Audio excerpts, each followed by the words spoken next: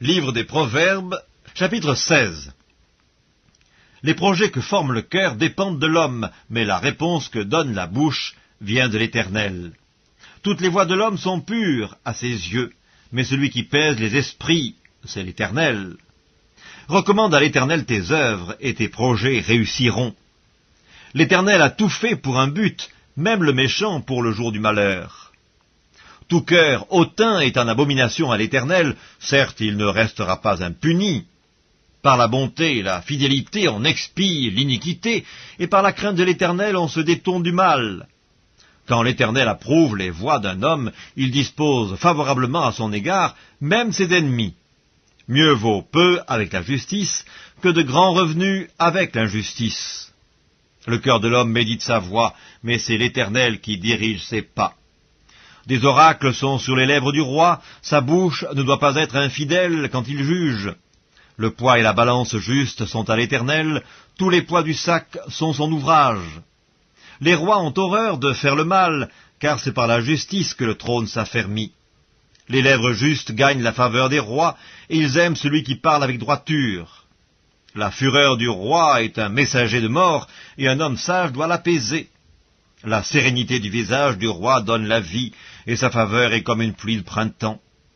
Combien acquérir la sagesse vaut mieux que l'or, combien acquérir l'intelligence est préférable à l'argent. Le chemin des hommes droits, c'est d'éviter le mal.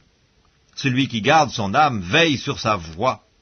L'arrogance précède la ruine, et l'orgueil précède la chute.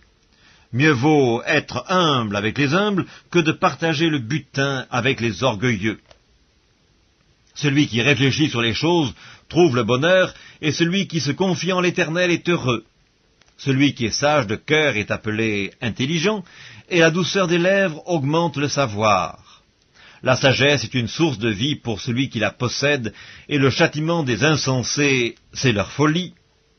Celui qui est sage de cœur manifeste la sagesse par sa bouche, et l'accroissement de son savoir paraît sur ses lèvres.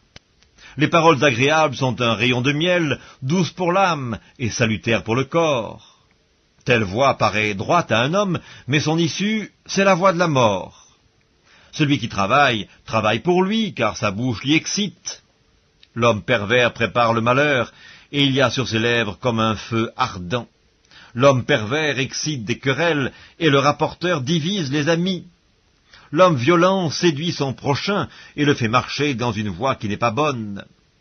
Celui qui ferme les yeux pour se livrer à des pensées perverses, celui qui se mord les lèvres a déjà consommé le mal.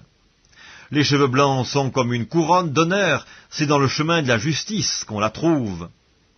Celui qui est lent à la colère vaut mieux qu'un héros, et celui qui est maître de lui-même que celui qui prend des villes. On jette le sort dans le pan de la robe, mais toute décision vient de l'Éternel.